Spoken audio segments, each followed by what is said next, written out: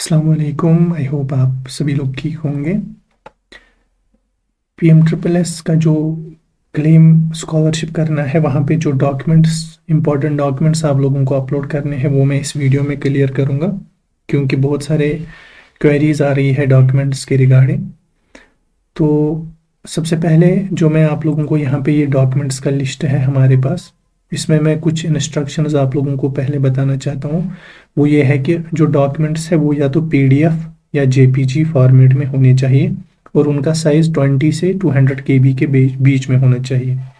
और जो ये एक्सक्लेमेटरी साइन विद सर्कल है, इसका मतलब है जहाँ जहाँ पे ये दिखाया गया है, ये डॉक्यूमेंट्स अपलोड करने ही करने हैं। इनके बगैर अगर आपने ये डॉक्यूमेंट्स अपलोड नहीं किए तो आपका वापस जो है भेज दिया जाएगा फॉर्म, जब इसकी वेरिफिकेशन हो जाएगी। ठीक है। इसमें सबसे पहले आता है डोमिसाइल सर्टिफिकेट। डोमिसाइल सर्टिफिकेट आप लोगों को अपलोड करनी ही करनी है। इनकम सर्टिफिकेट आप लोगों को अपलोड करनी ही करनी है। जो इनकम सर्टिफिकेट होनी चाहिए, एक्सपायर्ड इनकम सर्टिफिकेट नहीं होनी चाहिए, क्योंकि 6 मंथ जिस इनकम सर्टिफिकेट को हो चुके होंगे वो एक्सपायर मानी जाती है। ठीक है, वो नहीं होनी चाहिए। फ्रेश इनकम सर्टिफिकेट होनी चाहिए, और सेम वही इनकम जो PMSSS में लिखा हुआ है। इसके बाद 10th मार्कशीट और 12th मार्कशीट, ये 3 और ये 1 डॉक्यूमेंट, 4 डॉक्यूमेंट्स कंपलसरी है अपलोड करना। इसके बाद है ये दूसरे पोजीशन पे और थर्ड पोजीशन पे।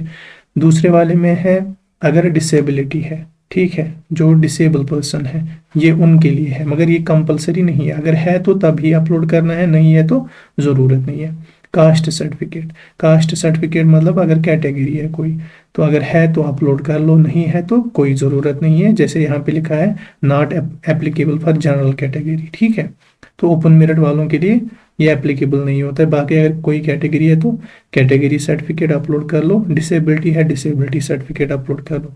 और ये 2 डॉक्यूमेंट्स कंपलसरी नहीं है। Domicile, income, 10th marksheet, 12th marksheet, ये डॉक्यूमेंट्स कंपलसरी है, ये आपको अपलोड करने ही करने हैं, क्योंकि आपका फॉर्म वेरिफिकेशन के लिए जाएगा। अगर कुछ भी डॉक्यूमेंट गलत थे तो आपका फॉर्म वापस आ जाएगा। ठीक है, तो चलिए, ये आपके लिए अपडेट था। Thank you.